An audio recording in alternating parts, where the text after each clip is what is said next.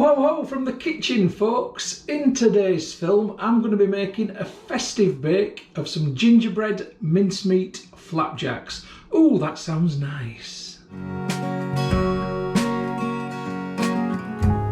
So the key ingredients in today's bake are as follows.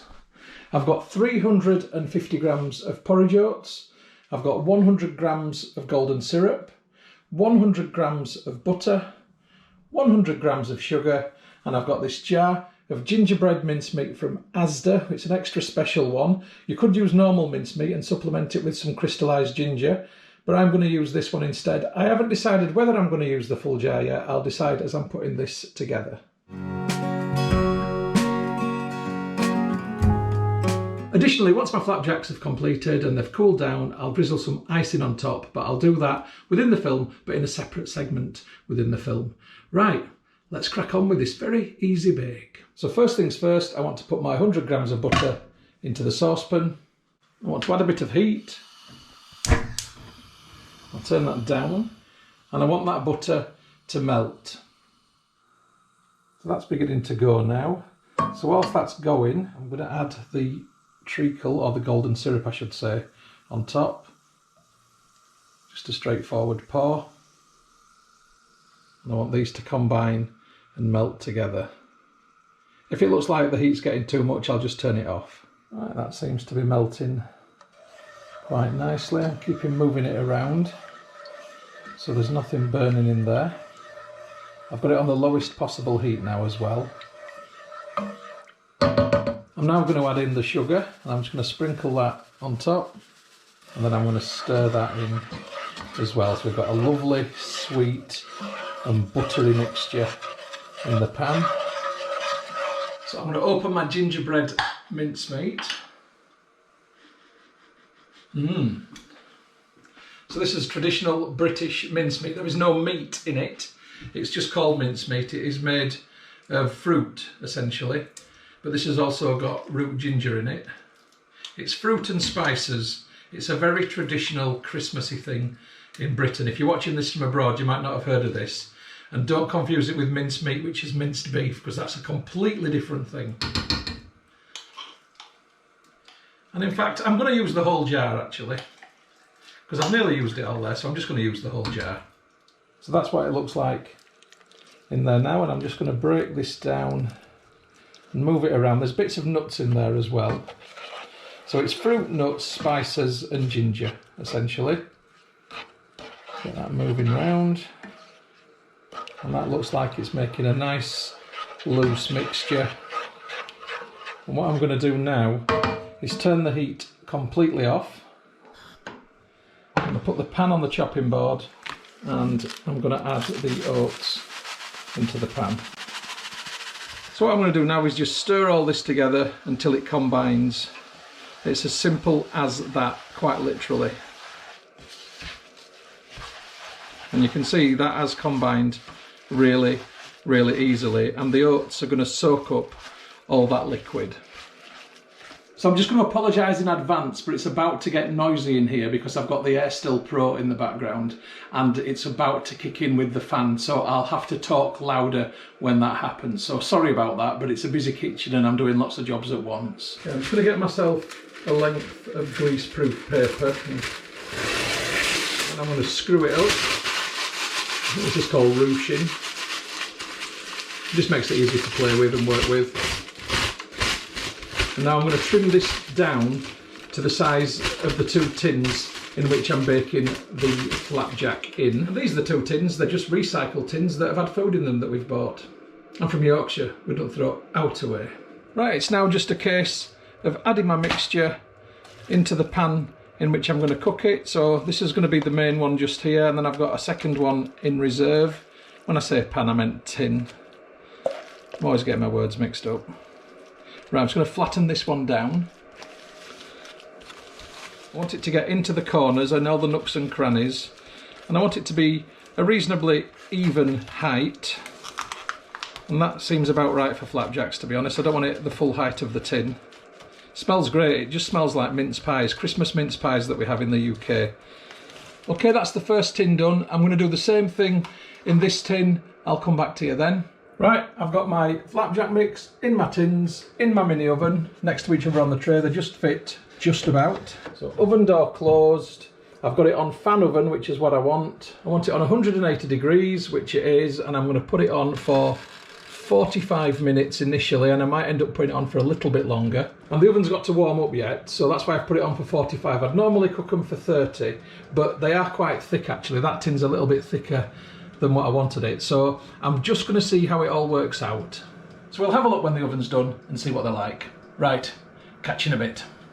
Okay, 45 minutes has passed. The kitchen has got a lot busier with me doing bits and bobs, and as predicted, the Air Still Pro has kicked in, so it is a bit noisy, and I'm sorry about that. Can't do anything about it, but this is what we want to be looking at because the oven has just dinged. So we get that open, pull these back, just have a little feel on top, and they're nice and spongy and springy, and I think that they're done, so I'm going to get them out now. So here is what I've got. This one's a little bit deeper than this one, but it's just fine. And then using the paper, I'm just going to lift these out of the trays and put them flat on here. So there's my flapjacks, and what I'm going to do now is just score them with a knife, but I'm not going to fully cut them yet. I'm just going to score them, and then when they've cooled a little bit, then I'll cut them. So this one I'm just going to go straight down the middle, score the top, like so, and then go along.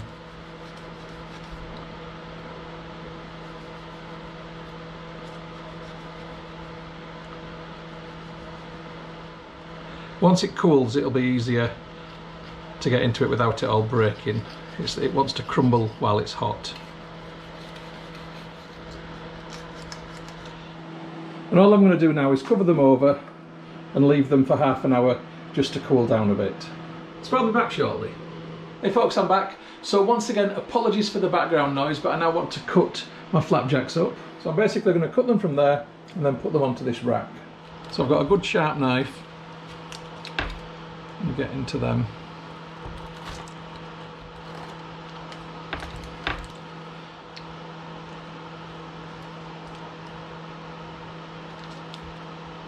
Okay, I'm going to carry on doing this onto there and I'll come back to you.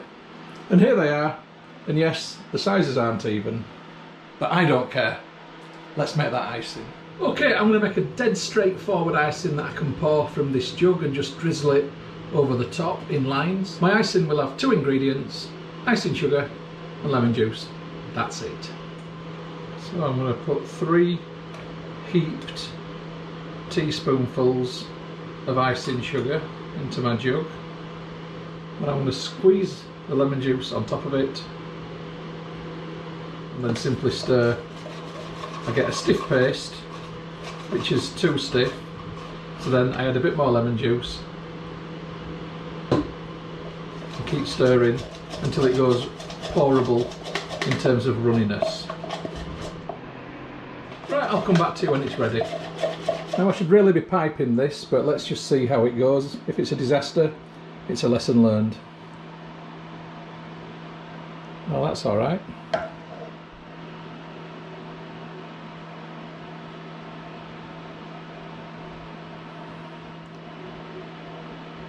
And there we go, the random snowy effect. It's just a little splish splash. I'm not on Bake Off, I don't care. And then finally I'm just going to dust them off with a little bit more icing sugar.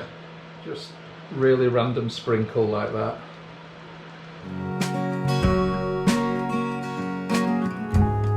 And here they are the next day, folks, after a final and fresh dusting of icing sugar. And I think they look pretty nice. So let's get a picture for the cover of the film. Thanks. Right, the proof is in the tasting. And I'm quite looking forward to this. Do I want to have a big one or a smaller one? I'll go for a smaller one. Okay, here goes.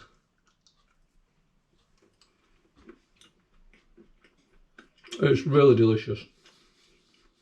The sweetness of the sugar, the icing sugar and the golden syrup complements nicely with the sharpness of the ginger mincemeat and the lemon in the icing. That's a really tasty combination. Really, really good. In fact, I think this might be my favourite flapjack I've ever made. Really gorgeous. I'd like to wish you all a very Merry Christmas and a Happy New Year, and I'll catch you on the next film, whatever that may be. See you later, folks. Ho, ho, ho. The film that you've just watched is a Moss Home and Garden production. You can find more by going to www.mosshomeandgarden.co.uk. I'd just like to say thank you very much for supporting my YouTube channel and for watching my films. It really is very much appreciated. If you haven't already done so, please subscribe to my YouTube channel in order to receive future updates about the home and garden films which I upload. You can find my YouTube channel by going to www.mosshomeandgarden.co.uk. Please click on the red subscribe button. When you've done that, a little bell will appear. If you press that also, then you'll get future updates about the films which I upload. If you like my films, if you like my style of filming, then you might also like my travel channel, which you will find by going to youtube.com/Stuart Moss or type in www.mosstravel.tv. Again, if you could subscribe to that channel, it would be hugely appreciated. If you'd like to get Moss Home and Garden updates on Facebook, then please open Facebook and do a search for Moss Home and Garden, and you will find the page. If you like the page, then you will get future updates on there.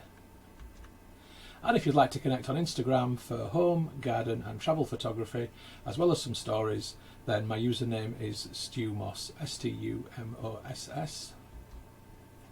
If you'd like to connect on Twitter, then my username is @StuartMoss.